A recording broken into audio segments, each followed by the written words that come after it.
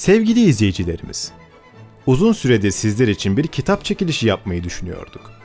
Düşüncelerimizi uygulamaya karar verdik. Daha önce kanalımıza konuk olan ve faydalanmanızı şiddetle tavsiye ettiğimiz tarihçi Emrah Safa Gürkan hocamızın yeni çıkan kitabını aranızdan 5 kişiye hediye etmek istiyoruz. Çekilişe katılmak için yapmanız gereken tek şey, kanala abone olup yorumunuzun herhangi bir yerine #EmrahSafa yazmak. Detaylara açıklamalardan ulaşabilir, abone ol butonunun yanındaki çana tıklayıp gelişmelerden haberdar olabilirsiniz. Abhad mer sepaltjitien prosjatio, rachunin sulmapah, Maria, Shamsu sinhue, Cecef. Nil, uygarlığın anası. İnsanoğlunun yaşam serüveninde en önemli şey olan suyun taşıyıcısı. Nil Nehri'nin kenarında binlerce yıldır yaşayan ve gelişen insanoğlu, antik çağın en kadim uygarlıklarından Mısır'ı ortaya çıkardı. Milattan önce 3000'li yıllarda aşağı ve yukarı Nil'de yaşayan tüm topluluklar bir firavunun siyasi otoritesi altında birleştirildi. Nil Nehri'nin kıyısında yaşayan insanların yazgısında büyümek, gelişmek ve dünya medeniyetinin temel direklerinden biri olmak vardı. Öyle de oldu. Hanedanlar dönemiyle başlayan süreçte gelişen Nil toplumu, hız kesmeden varlığını binlerce yıl ötesine taşıyabildi ve dünyaya her bakımdan koca bir miras bıraktı. Milattan önce 1650 civarında birliğini kaybeden Mısır'ın başına yabancı bir topluluk geçti. Bu yabancı topluluk Suriye'den göçüp Kuzey Mısır'daki Avaris kentine yerleşen Hiksoslardı. Nil halkı belli bir süre yabancı krallarının egemenliğinde yaşadı. Arkasından ilk defa böyle bir işgale uğrayan halk arasında bağımsızlık hareketleri ortaya çıktı ve Teb prenslerinin önderliğinde Hiksos hakimiyetine son verildi. Hiksosları Filistin'e kadar süren 1. Ahmoze, güneyde Nube'yi kendine bağladı. Böylece 18. hanedanın kurulmasıyla yeni krallık dönemi başlamış oldu. Akdeniz'in güneyinde bunlar olurken kuzeyinde, yani Anadolu'da ise yeni bir güneş doğuyordu. O çağlarda nehirler günümüzden daha önemliydi. Nasıl Nil Nehri Mısır uygarlığına hayat verdiyse, Anadolu'daki yüzlerce su kaynağı da farklı uygarlıklara hayat vermişti. Hitit toplumuna da işte bu nehirlerden Kızılırmak can suyu olmuştu. Milattan önce 1650'li yıllarda siyaseten varlığını gösteren Hititler, ileride Anadolu'nun ilk imparatorluğunu kurmayı başaracaklardı. Gelişmiş tarım sistemine ve toplumsal düzene sahip olan Hititler, Hattuşili ve Murşili gibi güçlü liderler çıkardılar. Hedeflerine güneyi koyan liderler, sınırlarını bu yöne doğru genişletti. Daha 18. hanedan Mısır'dan dışarı çıkmamıştı ki, onlar Kuzey Suriye'ye ve Anadolu'nun bir kısmına hakim olmuşlardı. Hatta 1. Murşili imkansızı başardı. Milattan önce 1594 yılında kuş uçumu 1200 kilometre yol kat edip ordusu ile Babil'i yağmaladı. O dönem için bu olayın yankılarını ve başarısını bir düşünün. Adı geçen kralın ölümünün ardından ülkede isyanlar çıkmış, merkezi otorite zayıflamıştı. Olaylar Kuzey Suriye'deki krallıklara güçlerini tekrar kazandırdı. Aynı zamanda Mittani Krallığı bölgede sivrilip tarih sahnesinin yeni aktörlerinden birisi oldu. Kuzey Suriye'nin kaybı Hititler için çok moral bozucu bir durumdu. Peki Hititler ve diğerleri için Kuzey Suriye neden önemliydi? Kuzey Suriye, Anadolu, Mısır ve Mezopotamya ticaretinin kesiştiği noktaydı ve her bakımdan bereketliydi. Geniş ovaları kuru tarıma uygundu. Üzüm ve zeytin yetişebilen bölgede ihraç ürünü olarak şarap ve zeytin oldukça önemliydi. Ayrıca ahşap üretimi, madenlerin işletimi ve maden işçiliği, lüks tekstil üretimiyle el sanatlarında da ileri düzeydeydi. Kısacası bu topraklar çok kıymetliydi. Bu kıymetli topraklara hakim olmak isteyen sadece Kızılırmak'ın çocukları Hititler değildi. Nil'in çocukları Mısırlılar da burayı istiyordu. 18. hanedanla beraber Mısır artık kabuğunu kırar. Deniz ticaretine önem verir ve liman kentleri kurar. Coğrafya dışına yapılan ilk seferlerde bu döneme denk gelmektedir. Mısır'da bulunan herhangi bir gücün yayılacağı ilk yer yüzyıllardan beri aynıdır. Filistin ve Suriye toprakları. Coğrafyanın yapısı bunu gerektirmektedir. Bu gereksinim dahilinde 1. Tutmosis, Mitanni krallığını kendisine tehlike görür ve ordularını kuzeye sevk eder.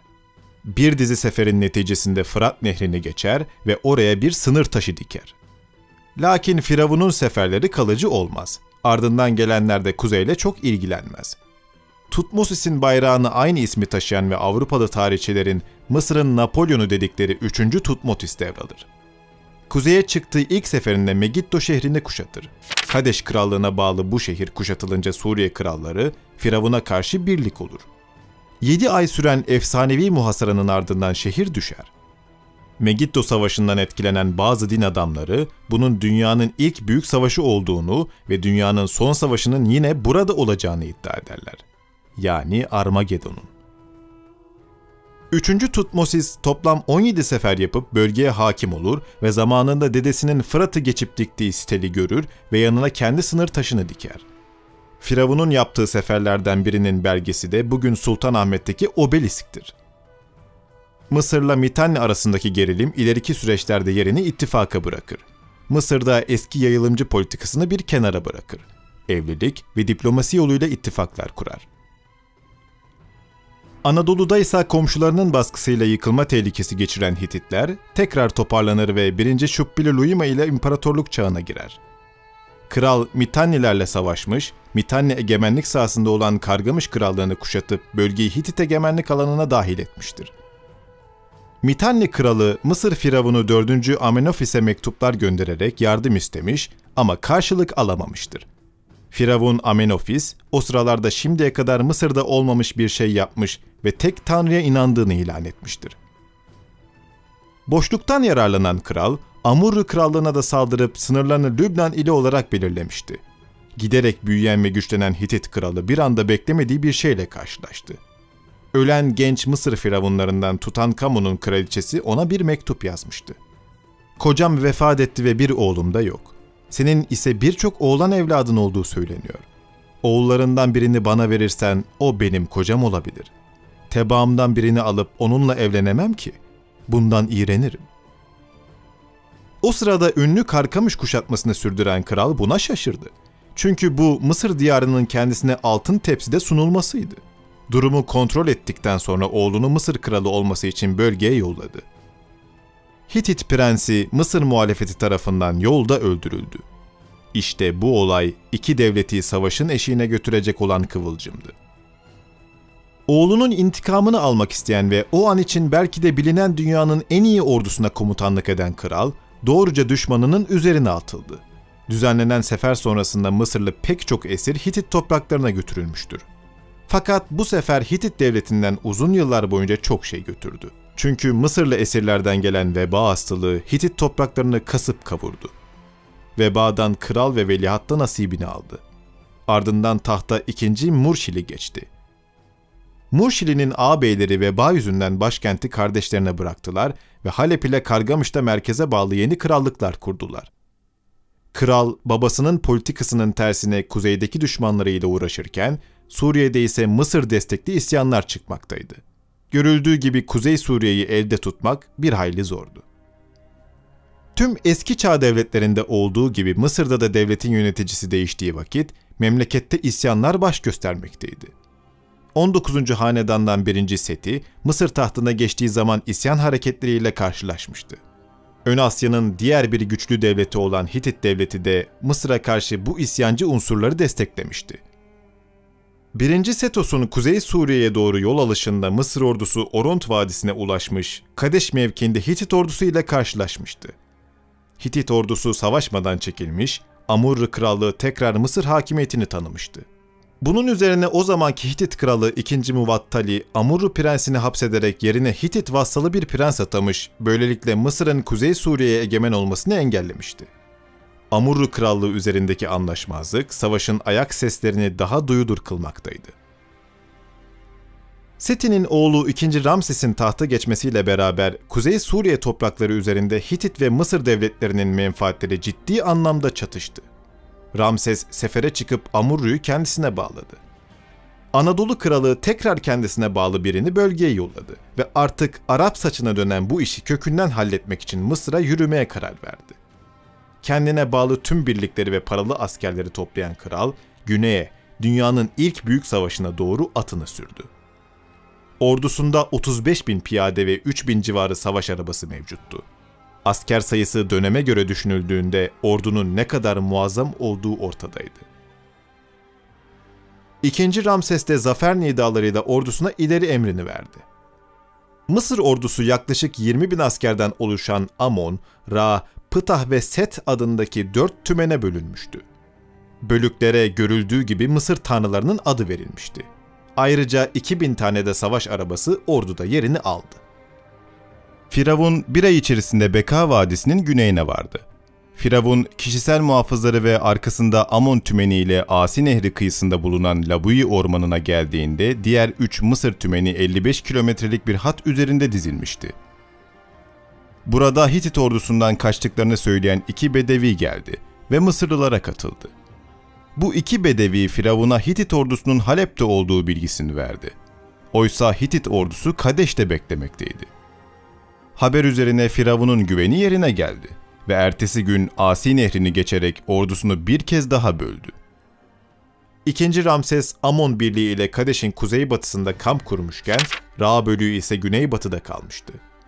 Mısırlılar Hititlerin yerini öğrenmişlerdi ama çok geç kalmışlardı. Rakibinden ustaca gizlenen Hitit kralı, savaş arabalarını derhal Ra tümeninin üzerine yolladı.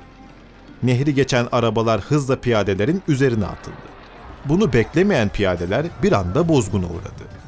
Dağılan Ra tümeninden kuzeye kaçabilen Mısırlı askerler ile saldırının şiddeti Firavun'un çevresinde bulunan Amon tümeninde de paniğe yol açmıştır.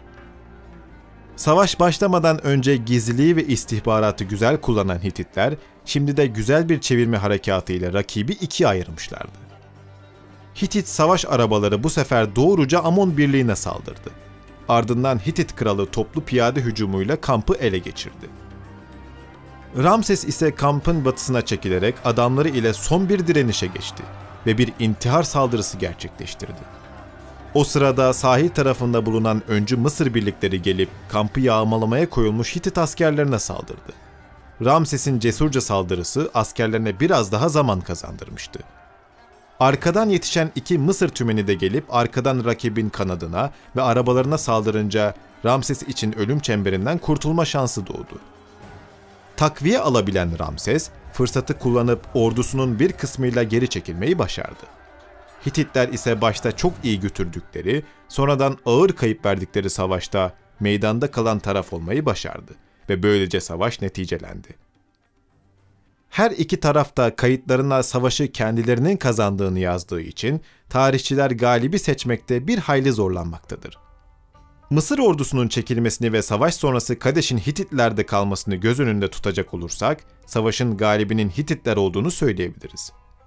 Harbin ardından Şam'a kadar inen Muvattali, ganimet toplayıp yurduna dönmüştür. Savaştan çok kısa süre sonra Hitit kralı öldü. İkinci Muvattali'nin vefatından sonra Hitit tahtında mücadeleler başlamış ve bir anda her şey alt üst olmuştur. Otorite boşluğundan Mısır ve Asur devletleri faydalanmaya çalışmışlardır. Ramses, Kuzey Suriye'deki hakimiyetini yeniden tesis etme yoluna gitmiş, durumu lehine çevirmiştir. Asur devleti de sınırlarını Hitit ülkesi doğrultusunda genişletmeye başlamıştır.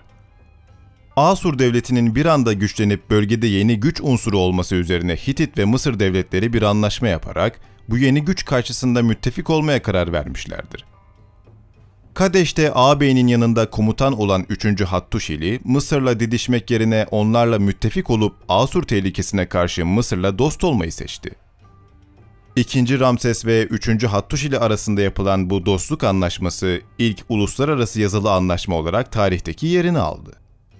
İki devlet arasında tesis edilen dostluk ise taraflardan biri yok oluncaya kadar devam etti.